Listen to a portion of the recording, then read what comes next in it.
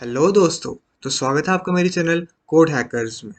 तो चलिए शुरू करते हैं। तो जो भी मेरे चैनल पे नए आए हैं,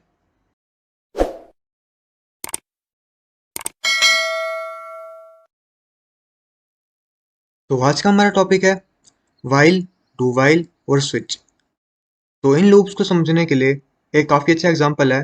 तो टोनी भाई, जरा डेमो देना। कुर्ता पजामा काला काला काला काला काला काला। बिल्कुल चुप। इससे बेटर गू खा लेता। तो जैसा कि आपने देखा कि टोनी भाई ने काला शब्द का वर्ड जो है वो काफी बार यूज किया है।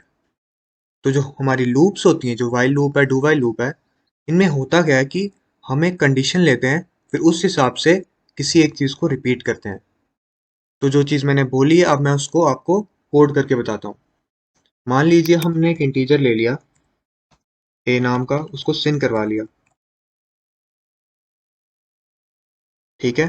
तो हम बोलेंगे वाइल, तो जब तक जो हमारा ए है वो greater than equal to one है, जब तक वो हमारा वन से या तो बराबर है या तो बड़ा है, तब तक सी आउट करवा लो जो हमारा वर्ड है काला, और ए माइनस माइनस करो। अब मैं आपको बताता हूँ ये चलता कैसे है।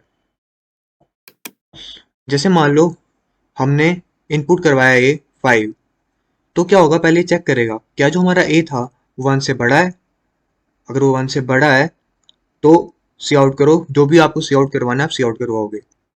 तो ये जो चीज़ है ना, ये हमें जो ए माइनस माइनस किया मैंने इसमें, तो ये हमें किस लिए यूज़ होती है, जो हमारी लूप है उसको किसी तरीके से टर्मिनेट करने के लिए। क्योंकि अगर आप ऐसी कंडीशंस यूज़ नहीं करोगे तो जो हमारी लूप होगी वो कभी टर्मिनेट नहीं होगी। काफ़ी और ऑपरेटर्स यूज हो सकते हैं, जैसे इंक्रीमेंट ऑपरेटर हो गए, डिवाइड करने वाले ऑपरेटर हो गए।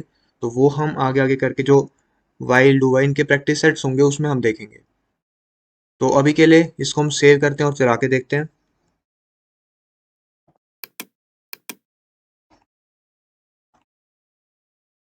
तो मान लीजिए हम 5 लिखते हैं,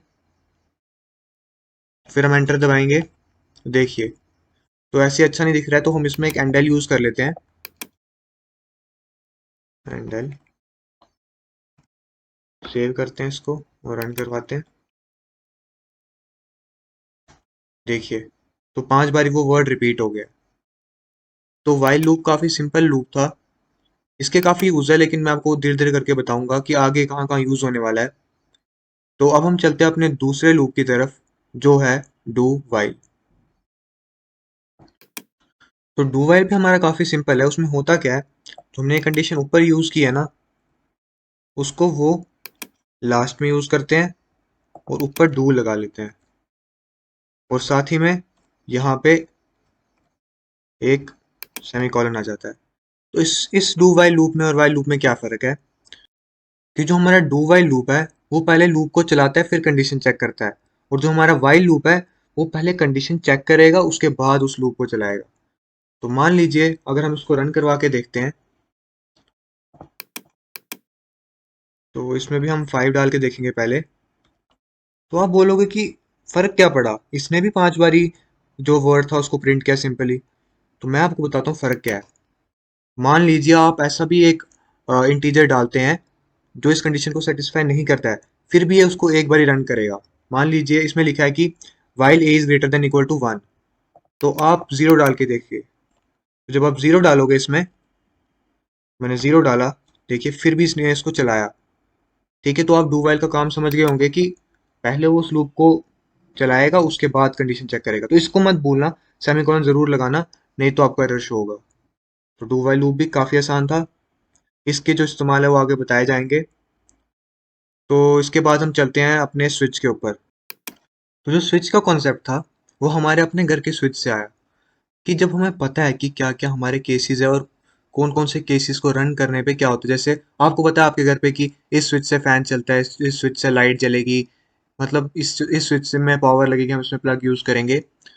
तो इसी चीज में जब हमें केसेस पता हो कि कब कौन से केस पे क्या होगा, उस चीज के कॉन्सेप्ट को कोडिंग में डालने के लिए स्विच का इस्तेमाल हुआ। तो हम इस स्विच का इस्तेमाल करके हम एक सिंपल सा कैलकुलेटर बनाएंगे आज। तो बिना टाइम वेस्ट के हम उस पे चलते हैं। पहले इस कोड को हटा देते हैं। तो सबसे पहले हम दो नंबर ले लेंगे ए और बी, जिसके ऊपर हम अपने ऑपरेटर्स को यूज करेंगे। उसके बाद एक यहाँ से लिख लेते हैं सी आउट,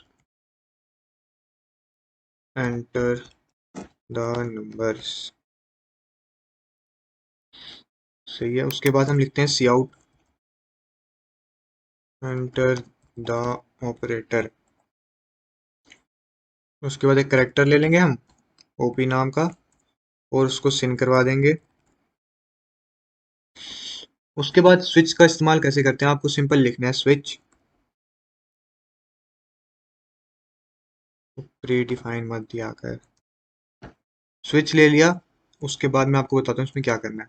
स्विच के अंदर आपको जो भी आपका ऑपरेटर हम यूज कर रहे हैं, जो आपको बताएंगे कि इसको डालने से आप हम ये वाला केस चलाएंगे, इसको डालने से ये वाला केस चलेगा, तो वो आपको इसके अंदर डालना होता है। जैसे हमारे केस में वो ऑपरेटर है तो हम यहाँ ओपी लिखेंगे, फिर ब्रैकेट के अंदर हम लिखेंगे केस। केस मतलब इसमें क्या होता है, जैसे मैंने आपको बताया ना कि घर के फैन इस स्विच से चलेंगे, तो जो आपके स्विच है ना वो ये केस है। तो केस जब हमारा पॉजिटिव होगा, जब वो पॉजिटिव जब जो हमारा ऑपरेटर सिन होगा अगर वो पॉजिटिव होगा, तो ये डबल कॉलन लगा के लिख लेना क्या आपको करना है। तब क्या कर दो, ए प्लस बी कर दो। तो ये करने के बाद कभी भी ब्रेक लगाना मत भूलना। ब्रेक का काम क्या होता है कि आपको वो इस स्विच से सीधे बाहर निकाल देगी, आगे की कोई कंडीशन रन नहीं करेगी।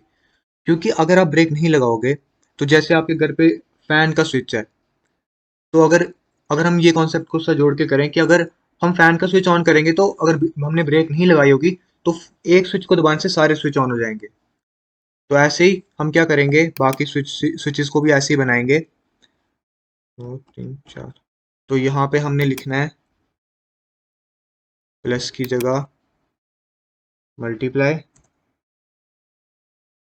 वैसे यहाँ पे हम लिखेंगे माइनस, वैसे यहाँ पे हम लिखेंगे डिवाइड।